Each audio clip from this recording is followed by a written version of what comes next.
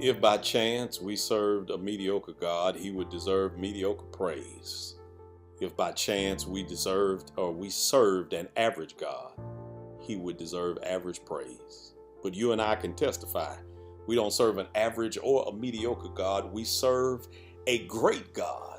Because he's greatly to be praised. And if you just type right now, God is great, in the comments, I welcome you to the platform that our great God has provided for us called New Birth Missionary Baptist Church. You are here for 15 minutes of daily inspiration. I am your pastor of Internet and Innovation, Kervance Ross, and I am so honored, so humbled, and so excited to be able to come to you for another Thursday and encourage you, inspire you, and give you the direction you need to get through the remainder of your day. Our senior pastor is none other than the one and only Dr. Jamal Harrison Bryant, and my pastoral partners in preaching have been here every day throughout the pandemic and beyond to give you inspiration on a daily basis. I'm excited, whether you're on the Facebook campus, whether you're on YouTube campus, whether you're on our wearenewbirth.org campus, or you're on our New Birth Global app campus.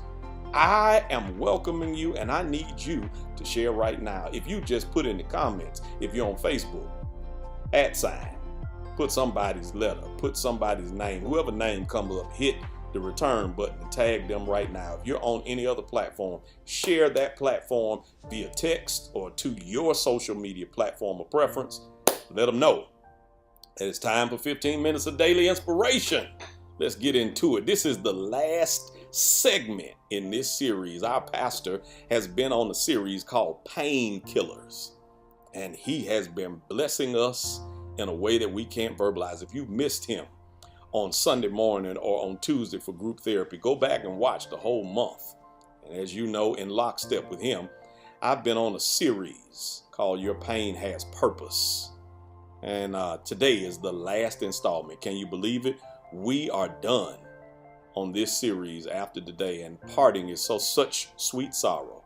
And I want to get right into it because your pain has purpose, and I want you to recognize it. Type on the screen, my pain has purpose. And I'm going right into our topic, our scripture for today. If you go to the book of Romans, chapter 7, the book of Romans, chapter 7, and as you know, I'm in the Eugene Peterson message version of the Bible. Romans chapter 7, verse 21. And it reads as follows. It happens so regularly that it's predictable. The moment I decide to do good, sin is there to trip me up. Says that it happens so regularly that it's predictable. The moment I decide to do some good, sin is there to trip me up. And for the few moments we've been allotted, I'm talking from this topic, track star. You heard me. Track star. Type it in the comments. Track star. Many of you, whether you liked it, chose it, or didn't even realize it, the theme, the chorus of this song has been playing in your brain, in the back of your brain, because of TikTok. If you've been in social media world at all over the last 3 months, you've heard the refrain, she's a runner, she's a track star. She gonna run away when it gets hard. She can't take the pain. She can't get scared. And often it goes off right there because it's a lead in. It's somebody's usage of a song track for a meme or for a TikTok that's gonna last for about 60 seconds. And you've heard it over and over and over and over and over and over again. You didn't even think it had more lyrics than that. You thought it was just those few words. But the artist Mooski wrote something that compelled me so much that I wanted to read to you a particular verse that will help create the precedence for what we're talking about today. He said, she can't take the pain that come with that. Hit the brakes before it's too late. She's fast. Once she set her pace, she don't look back. Now I know I looked over the signs. Girl, do you ever get tired? You know you're running. You're running. He outlines throughout the course of this song in a lyrical manner the situations, the circumstances, and the reality of a young woman who has had so many failures in her past that, opposed to working through it and moving beyond it, she just simply runs from it. She became a track star in a metaphorical type of point of view. He was not saying that she was a track star running towards the wind, but she was tying up her track shoes, her running shoes, to run away because she had seen so many failures in her past. She had no ability to get up and try to persevere beyond this. And isn't it interesting that so many of us don't realize that some of the pain that many of us are challenged with and we are dealing with is not just pain from a family member. This is not pain from some type of situation or circumstance. This is pain that came from past failure. Many of us don't like to talk about it, but you have been in a situation much like me that you failed in the past. You tried to take the test to get the degree and you failed the final exam. You didn't want to move any further because you tried to get your nursing degree. You tried to get your credentials to be a real estate agent and you failed the test and you never went back. You tried to start the business. You tried to become an entrepreneur. You tried to be a business owner and you failed at not one business, not two businesses, not three businesses, but you failed 4 times. You failed at marriage. You said, it's not working for me. I'm not cut out to be married. And because of the failures of yesterday, you don't want to be with a partner anymore. You've decided that you're going to be a party of one. You have been in a position, somebody that I'm talking to don't want to try for a kid anymore because the pain of failure through miscarriage has created a mindset that says, maybe I'm not supposed to have a child. Maybe I'm not supposed to try again. And because of past failure, you've decided to become a track star. I want to talk directly to you to help you understand that God does not create pain for punishment. God has often put us in pain for process. You need to type that on the screen. God does not give us pain for punishment. Often God has given us pain because of a process. He's processing us. He is preparing us. He is getting us ready for what is coming our way. And it is not designed for you to have pain to make you give up, to make you run away, that make you throw in the towel. This pain is purposeful for you. You have to know that the purpose of your pain is so that you have value for where you're headed in your future. You need to realize that your pain has been designed in purpose to get you to the place that you can endure, that you won't give up, that you won't be soft, that you won't be fragile, that you won't be fragmented. You'll be strong enough to endure the storm, to endure the rain, to go forward and not be afraid to continue to press on. Your pain and your failure was not because you're being punished. You've been processed. I want to encourage you, don't allow this moment to freeze you from your future. God has designed this thing for you to keep moving forward. Do you realize that if you hadn't failed, you wouldn't have any prescription for people coming in your plan process to help them persevere? You needed to fail because it allowed you to write a chapter in your book called life that says, I failed here. I mishandled this. I didn't win here, but I kept going. And now that I have overcome, I'm going to show you how to overcome. You messed up in your finances. You messed up your credit not one time, but you messed it up twice. Your credit looked so bad that it looked like somebody shot it at close range with a double-barrel shotgun. And you ready to give up and think you can never own a house. You will always rent. You will never have a credit card. The devil is a lie. You now know what not to do. You know what not to put your debt on. You know what not to spend your unnecessary resources on because your credit is more valuable because you failed with it in the past. You are not designed to not have have your degree, to not get your license, to not get your credentials, you didn't fail because you're not designed to win. You failed because you needed a little bit more process to persevere. And I'm encouraging you, you will not miss the mark. Your pain is not going to paralyze you. Your pain is not going to penalize you. Your pain is going to process you, create perseverance, and you're going to reach your purpose. Type it on the screen. I'm pressing forward. I'm not going to give up. I'm not going to be a track star. I'm going to make sure that I run towards my purpose and never give up. And in this passage, which I am safe to believe with no fear of contradiction, has never been used when it comes down to processing for purpose.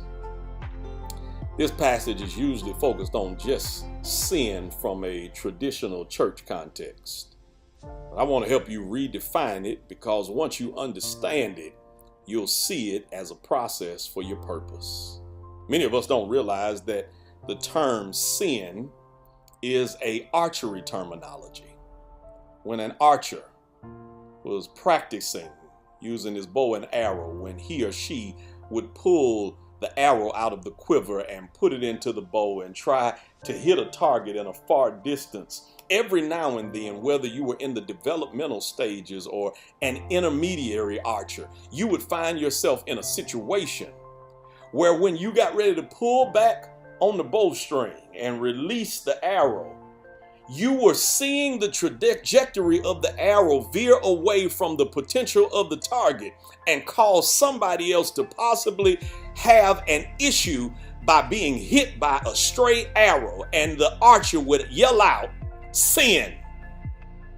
Did you hear what I said? They would yell out sin because it would alert anybody standing in the vicinity that a stray arrow is on the way and I have missed the mark. So because I missed the mark, I'm yelling out so that my missing doesn't hurt your life. You got to understand that sin, by creative and realistic definition, is if it hurts me and causes harm to people that are in my proximity, that matter, that are my neighbors, I have now allowed this missed mark or this failure to hurt other people. What we don't realize, the revelation in this reality, is that sometimes your missing the mark was purposeful for people in your proximity. That is blessing me. Your missing the mark has been purposeful for people in your proximity, because they saw you miss the mark. They saw you struggle to hit the target. They saw you struggle to hit the bullseye, and they watched you come every day and keep shooting your bow, keep pulling back on your bow, and keep trying to target with your arrow. And they watched you do it week after week, month after month. And they watched you miss the mark over and over again. And they were observing you missing the mark over and over again, until one day they saw you with rapidity and with success and with accuracy hit the target, because of them watching you fail so many times, because of them watching you miss the mark so many times. Now they're seeing you hit the target over and over and over again. The sin has allowed for success. Some of us miss the reality that our failure was not for us. It was for those who were in our proximity. And when you understand it that way, you now read this passage drastically different, because in Romans it says it happened so regularly that it was predictable. I failed so regularly that I already went in thinking I was going to fail the test. I failed so regularly that I went in the relationship assuming that this thing was going to be a failure. I failed so regularly that I went into the pregnancy expecting a miscarriage. But I am encouraging you that you've missed the mark one time, you've missed the mark twice, you've missed the mark 3 times, but don't give up, because somebody is watching you. I remember doing the launching pad here at the church for entrepreneurs, and Pinky Cole, one of the most noted black entrepreneurs in our nation, the owner of Slutty Vegan. She has her burger in Shake Shack. She has multiple businesses, has generated millions of dollars of revenue, and has employed multiple other individuals and taken them from poverty into success. Spoke in testimony that she failed at 1 business, 2 businesses, 3 businesses, 4 businesses, and the 5th time is when she was able to create Slutty Vegan. Many of you don't realize that Colonel Harlan Sanders, the man of the 11 herbs and spices of Kentucky Fried Chicken, at 65 years old, was ready to give up and throw in the towel. He was ready to go out and commit suicide, and his wife, in a last gesture, says, "I love your chicken, and I've set up a meeting with a restaurateur," and he took at the last moment, after all of the failures, after all of the fall downs, and turn that last moment, that last gesture into what we now know as KFC. I'm here to tell you, your pastor that you're listening to failed at business, failed at his process, failed at sometimes building his family, failed at his future, failed at his strategies, and kept going, kept persevering, rebuilt my credit, bought a brand new house, built these businesses, developed this ministry, and watch what God will do when you don't give up, because you didn't run away as a track star, but you laced up your tennis shoes and said, "I'm pressing on the upward way, new heights I'm gaining every day. I'm still praying as I onward bound." So although it happened regularly and I missed the mark, I'm not gonna give up. I've come too far to turn back. God never told me that this road was gonna be easy, and I don't believe he brought me this far to leave me. Your pain is purposeful.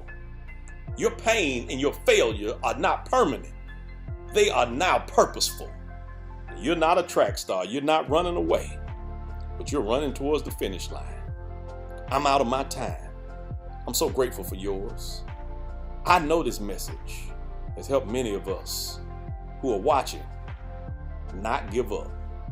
I'm encouraging you. I'm praying for you. I'm speaking prophetically that your next try is going to be your success. You're going to hit the mark. And if you believe it, if this message is spoken to you, I need you to sow a seed of $50.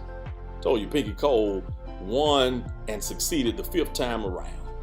And I believe that 50 is your seed of transition. It's going to be a success for you. Sow that seed right now. Don't hesitate. Don't hold back. Don't wait another moment. The prompts are on the screen. Sow your $50 seed as a testament that I'm no longer a track star that's running away because of my failures. I'm a track star because I'm running towards the finish line. And if you want to be connected to the God of our salvation, that endured the cross and despised the shame and ran towards the goal of success at a higher calling, you can't do this thing by yourself. I offer Jesus Christ to you. God still has need of you.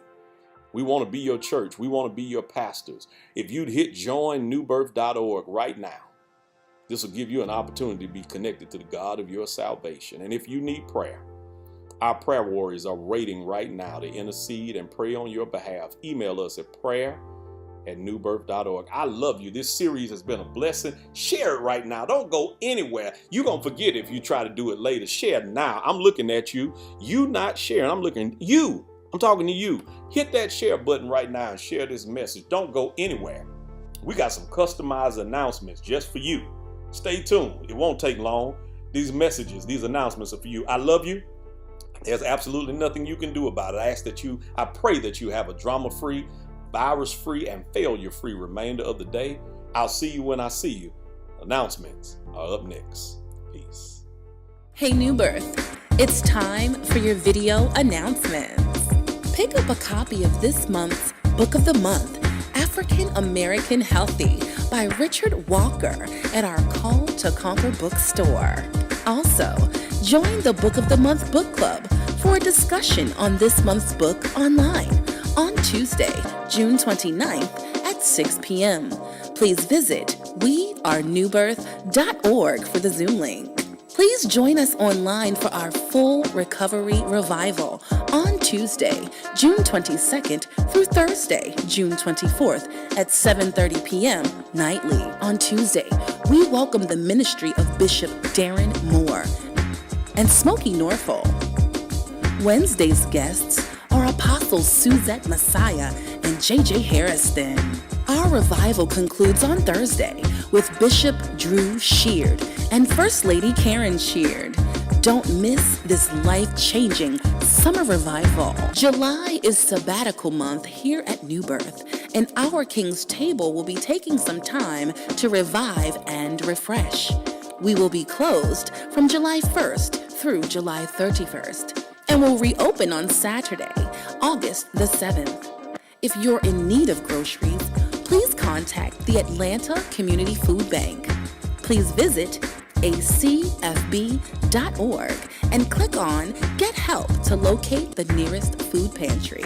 Or you may text Find Food to the number below or call 404-892-3333. New Birth has partnered with DeKalb County, the Beverly Cunningham Foundation, Medieval Times, and State Farm to provide backpacks filled with school supplies for the students in our community. Please visit wearenewbirth.org to register your student. Then, mark your calendars and pull up on Saturday, August the 14th from 11 a.m. to 1 p.m. Also, please consider sponsoring a child for just $20. And we also need volunteers. Please register online. And that's it for your video announcement.